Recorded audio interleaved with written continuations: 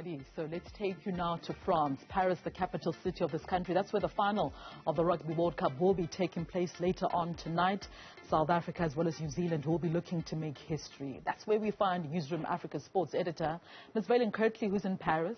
Vaylen, thank you so much for joining us this morning on the Weekend Report. I cannot believe it. It's basically the last day of the Rugby World Cup.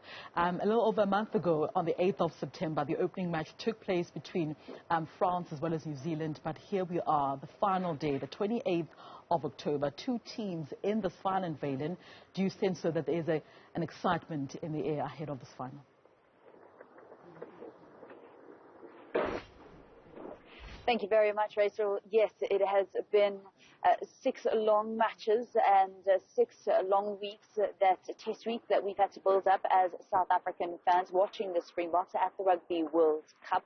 Lots of excitement from the South Africans that you bump into here in France and in the South African camp. Generally, France is let's speak about Paris, because that's obviously where the final is going to be taking place.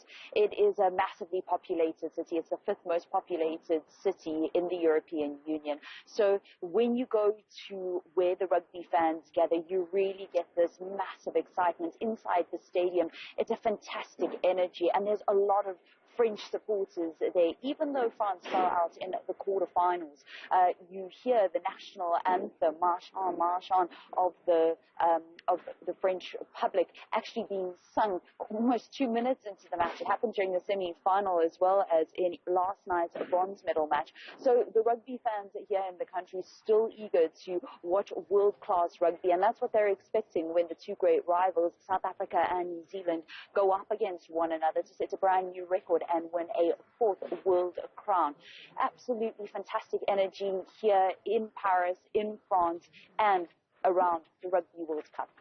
Let's talk about, obviously, South Africa as well as New Zealand on the brink of history, Vaylen. A 4th title beckons for one of these two sides. Is that something that would have featured predominantly in the South African camp, that they want to win it back-to-back, like New Zealand did in 2011 and 2015? Is that something that has featured in the conversations around the Springboks in camp this week in the build-up to this final?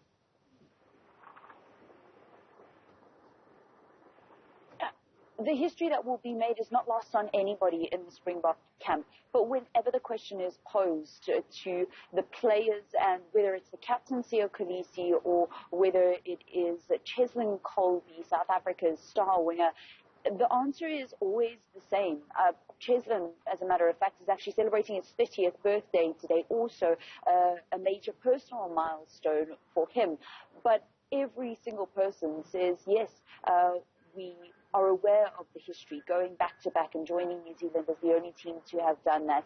The first team to win 4 Rugby World Cup titles, even though South Africa missed the first 2 tournaments of the Rugby World Cup in 87 and 1991.